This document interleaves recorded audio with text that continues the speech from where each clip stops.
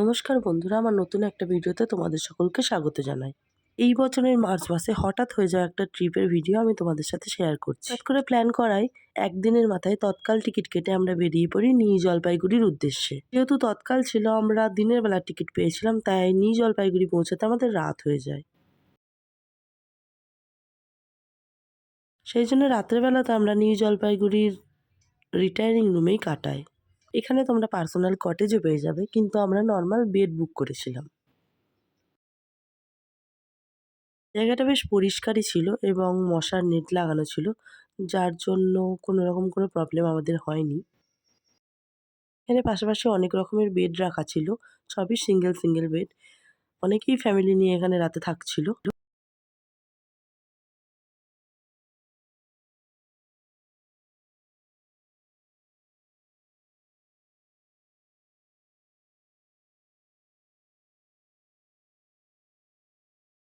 রাতটা এখানে কাটানোর পর আমরা সকালবেলা বেরিয়ে পড়ি গ্যাংটকের উদ্দেশ্যে, যেহেতু আমাদের ডেস্টিনেশন ছিল লাচুং। পরের দিন আমরা বেরিয়ে পড়ি লাচুংয়ের উদ্দেশ্যে। লাচুং ট্যুরটা পুরোটাই হয় একটা প্যাকেজের মধ্যে। একটা সার্টেন অ্যামাউন্টে আপনাদের যাওয়া, থাকা, ঘোরা সমস্তটাই ওনারা প্রোভাইড করে থাকেন। ট্যুরটা সাধারণত দুদিনের হয়ে থাকে, একদিন যাওয়া এবং একদিন ঘুরে তারপর ফেরত আসা। তবে জিরো পয়েন্ট খোলা থাকলে অনেকে এই ট্যুরটা 3 দিনেও করে থাকে। 2022-এর বন্যায় এখানকার ব্রিজ ভেঙে যায়, কিন্তু এটা আর্মি রোড হওয়ায় পাশে অনেক রাস্তা ওনারা তৈরি করে। যাওয়ার সময় ওনারা এক জায়গায় দাঁড় করিয়ে আমাদের লাঞ্চ দেন।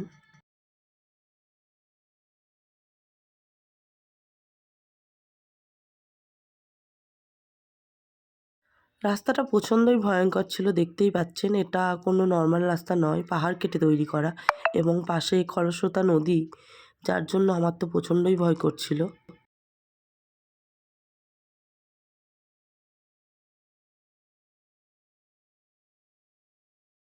তবে একটা ভালো জিনিস, এখানে কারোর একার গাড়ি যায় না। সমস্ত গাড়ি যারা লাচুংয়ের উদ্দেশ্যে দেয় তারা সবাই একসাথেই জায়গাটা পার হয়।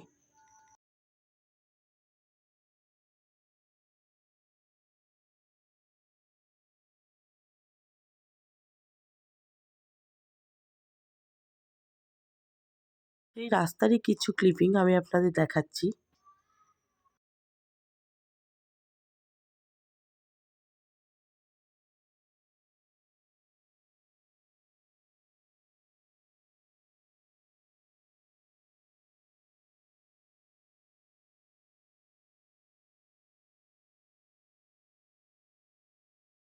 এই ট্যুরটাতে লাচুং পৌঁছাতে রাত হয়ে যায়, তাই রাত্রেবেলা ওনারা ওখানেরই একটা হোটেলে থাকার ব্যবস্থা করেন।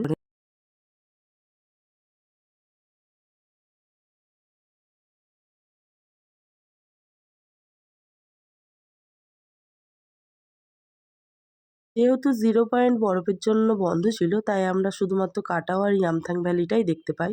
তবে বলে রাখা ভালো, কাটাওটা এই প্যাকেজের মধ্যে থাকে না। ওটা আপনারা চাইলে ড্রাইভারের সঙ্গে আলাদাভাবে প্যাকেজ করিয়ে নিতে পারেন। রাস্তায় যেতে যেতে বরফ দেখতে আমার তো খুবই ভালো লাগছিল, কারণ এটা আমার লাইফের ফার্স্ট টাইম বরফের এক্সপিরিয়েন্স ছিল। এই ট্যুরে আমি, আমার হাসব্যান্ড এবং আমার দেওর গিয়েছিলাম এবং আমরা এক্সপেক্ট করছিলাম যে একটু স্নোফল যেন আমরা পেয়ে যাই।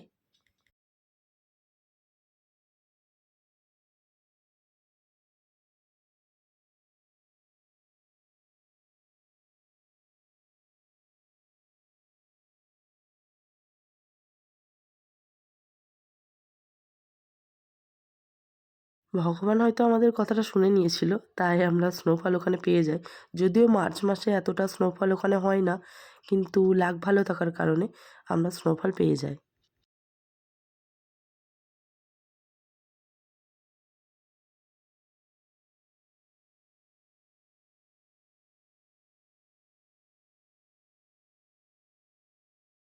তারপর ওখানে আমি অনেক ফটো তুলি, রিলস শ্যুট করি এবং কিছু লং ভিডিও শ্যুট করেছিলাম। সেগুলো আমার ফেসবুক প্রোফাইলে দেওয়াও আছে।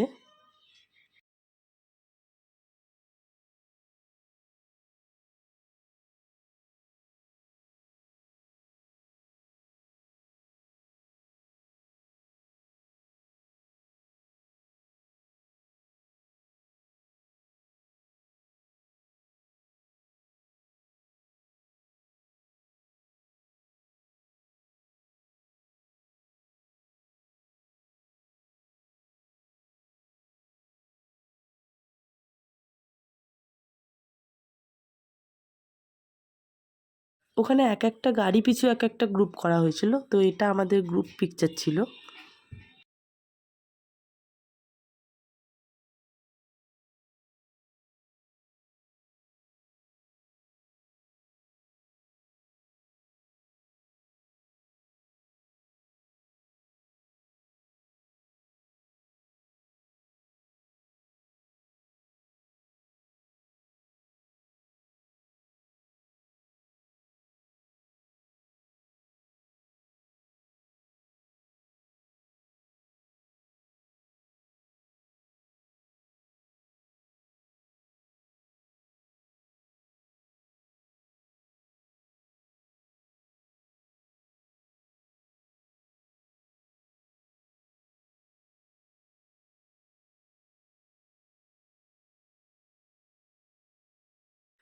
তবে হেভি স্নোফলের জন্য আমাদের ওখান থেকে তাড়াতাড়ি বেরিয়ে যেতে হয়, কারণ আমরা জানতে পারি যে যে কোনো সময় রাস্তা বন্ধ হয়ে যেতে পারে।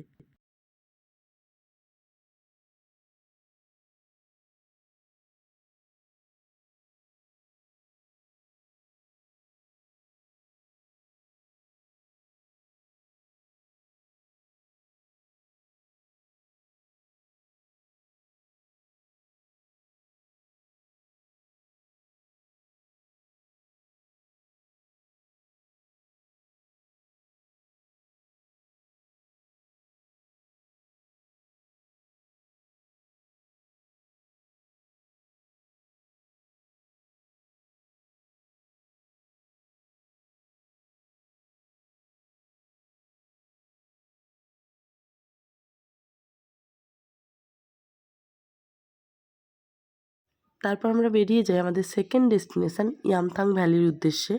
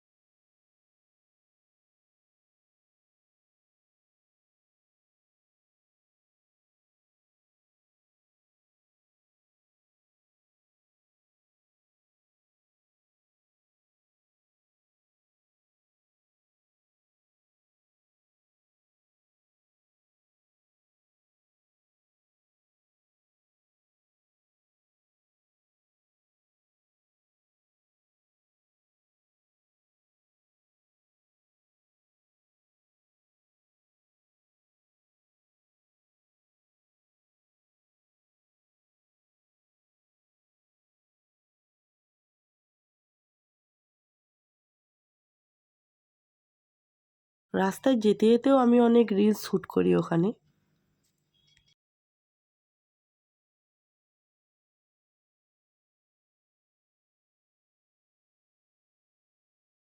আমার হাজবেন্ড অতটা ছবি ভিডিও পছন্দ করে না, তাই মুখটা একটা কেমন করে রেখেছিল, কিন্তু আমার তো খুবই ভালো লাগে নতুন জায়গায় ভিডিও করতে, যাতে পরে সেই ভিডিওগুলো আমি দেখতে পাই এবং আমার মনটা আরও ভালো হয়ে যায়।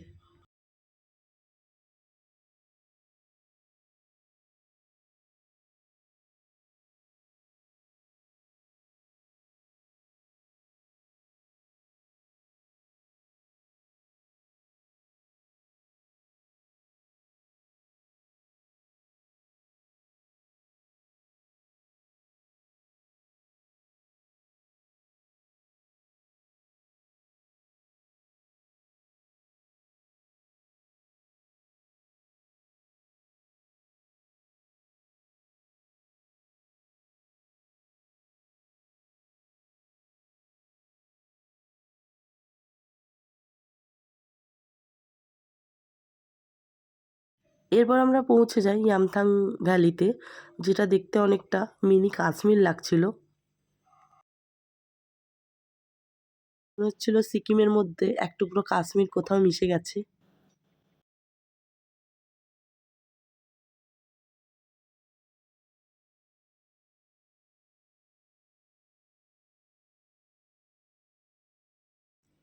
এখানেও আমি আমার হাজব্যান্ডের কিছু ক্লিপিংস নিই রিলসের জন্য।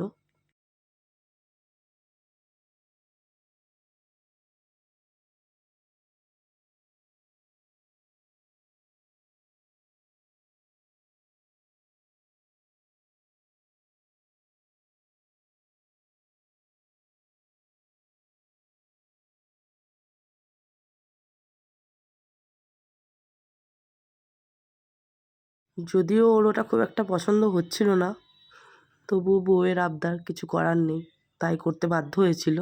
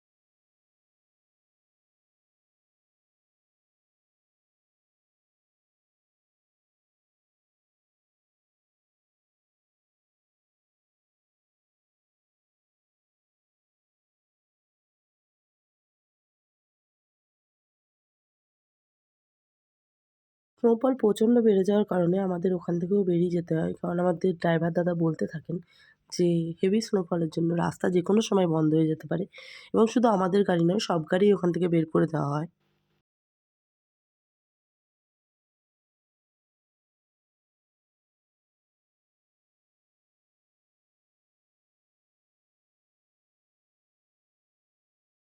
তারপর লাঞ্চ করে ওখান থেকে আমরা রওনা দিই গ্যাংটকের উদ্দেশ্যে।